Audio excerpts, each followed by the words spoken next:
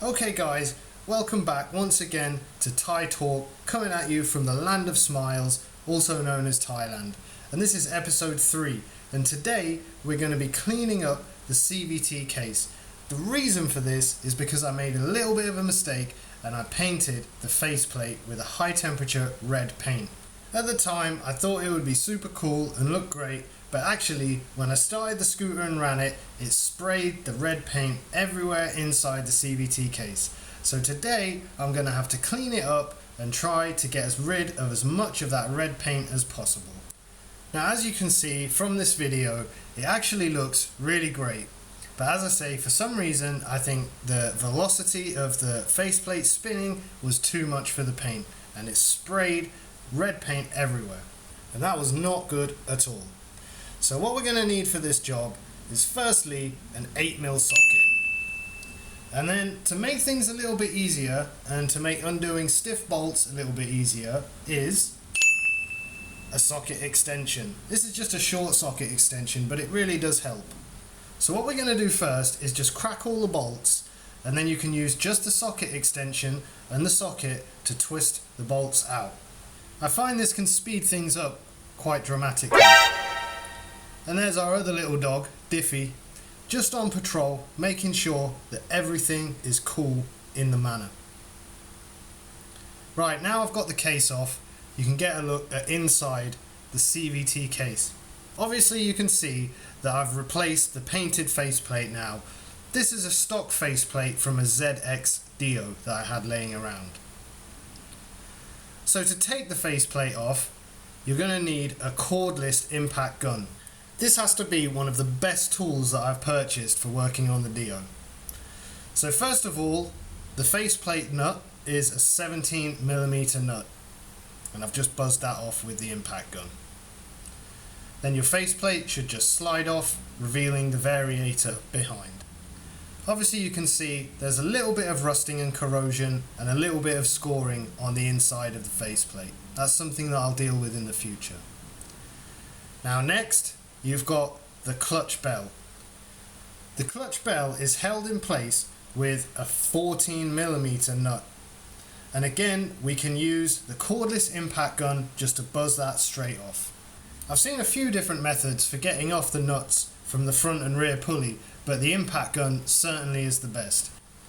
Now as you can see here, this is the clutch bell from my Koso clutch kit that I bought recently. For the price, I don't think you can get much better. It was around about $15 or $20, a real good improvement from the stock parts. So now we're just going to remove the CVT belt. This is just a stock belt that came with the bike when I bought it. It's definitely something that I'll be replacing in the future. Okay, so now we've got all those parts off, we can see the clutch and the rear variator. And of course in there we can see what I replaced, the 1000 RPM TWH contra spring. At the moment I still have standard clutch springs in there, but again something else I'd like to replace. Okay, so for cleaning this, I would recommend using some ISO alcohol or brake cleaner with the addition of a microfiber cloth, and that's certainly going to clean things up really nicely. Obviously, as you know, I have a load of paint spray from when I painted the faceplate, so that's something that I'm going to try to remove now. First things first, I'm just going to take off the variator. This is an 89mm TWH variator. Very, very good piece of kit. Now I've also shaved the variator slightly so that the belt can sit very close to the boss, which will give you maximum range.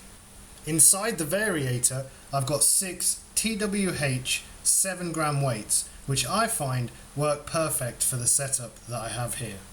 Choosing the correct size rollers is very important in CVT tuning. Now as you saw there, I just dropped one of the variator slides. These are also something that's quite important, so make sure you always check the quality and condition of your variator slides. Check for cracks or wear or damage. Okay guys, so next we're just going to clear out any debris or dirt that's inside the CVT case. You can use a microfiber cloth for this or an old rag, I prefer microfiber because you can get it really deep into all the nooks and crannies and crevices, get out any of that dirt and keep your CVT case looking nice and clean. Now additionally, if you really want to get into all the corners, I like to use a screwdriver and wrap the microfiber cloth around that, and you'll really be able to get your CVT case looking super fresh. Okay, so next up, let's take a little look at the CVT belt. This was just a stock belt that came with the Dio when I bought it. The camera isn't picking it up very well, but there's red paint mixed all over this belt. Other than that, it's actually in quite good condition, so I'm just going to roll with it and keep it on there until I upgrade the rear pulley, and then I'll need a wider belt. Probably something along the line of 16.5 or 17mm width. Okay guys, so now we're going to do some measuring with my absolute ghetto caliper measuring tool. First of all, let's have a look at the belt to see what the actual width is and see if we've lost anything off the original size. So we can see here that it's measuring around about 15 to 15.5 millimeters. The OEM stock belt size for a Dio is, if I'm not mistaken, around about that size. So I think we're good. Although we could go a little bit wider, I think that's fine for now. Now we're going to measure just to double check that the variator is in fact 89 millimeters.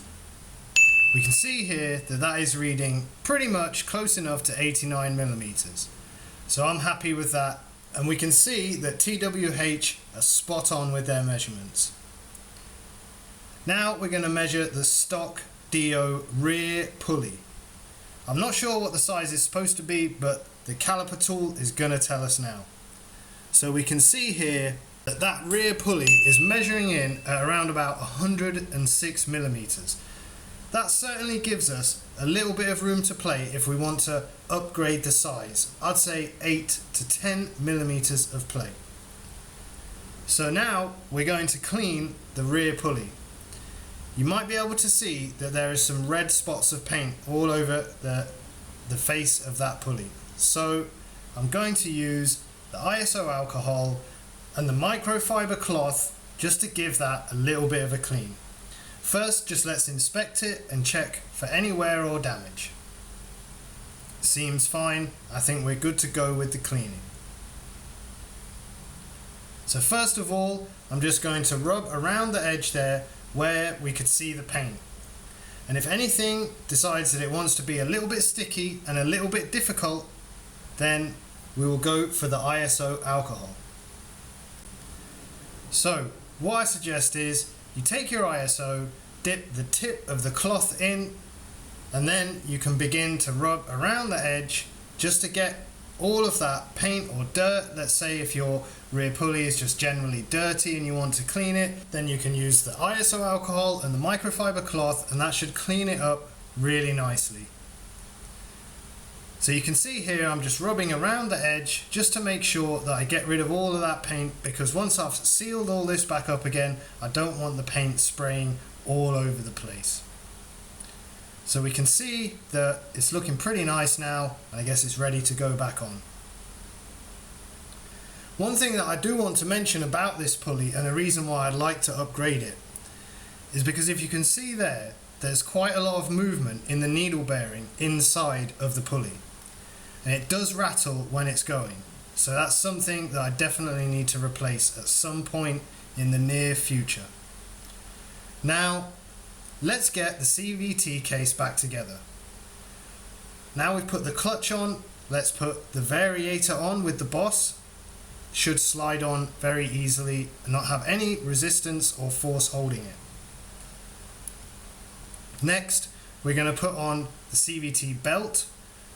There's tools for helping to open up the rear pulley, but you can just use your hands and just squeeze it super tight and it'll open up a little bit, and then you'll be able to get the belt on and over the front boss where the variator is. Now obviously at this point in time your belt's going to be really loose. Don't worry about that too much because it'll tighten up once everything's secured in place. So next we're going to put the clutch bell over the clutch, and then we can hand tighten the nut over that as well. After this, we can take the faceplate and put that over with the washer that is included.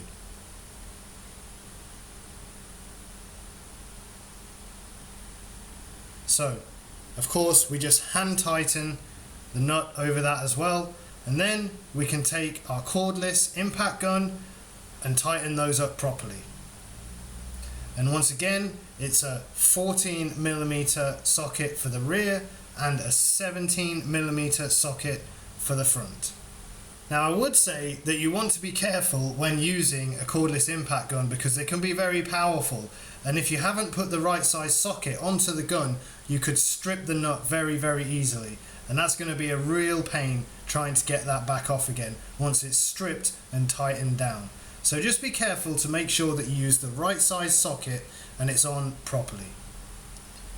Next, we're going to put the kickstart case back over the CVT case, and again, in reverse of how we took it off, we just want to use the 8mm socket and the socket extension just to tighten the bolts down, and then once they've been tightened down, you can use the ratchet to actually finish and lock them on nice and tight. Of course, always be careful not to lock them down too tightly because you could strip the thread inside of the CVT case, and that is going to be a massive problem. So guys, as you can see here, I'm just going to tighten this case down with a ratchet in a star pattern so that you can make sure you get a really nice snug fit to the CVT case. And that's not going to come loose, and it's going to be a nice tight fit.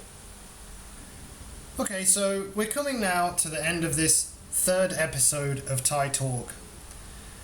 It'd be really nice if you guys can leave me some feedback or maybe some video ideas so that I can make some videos, especially for you guys out there keeping an eye on the channel. And of course, like, comment, share and subscribe to Ty Talk 2-Stroke Life, coming at you from the land of smiles, also known as Thailand. So I hope you're having a lovely day out there. See you next time.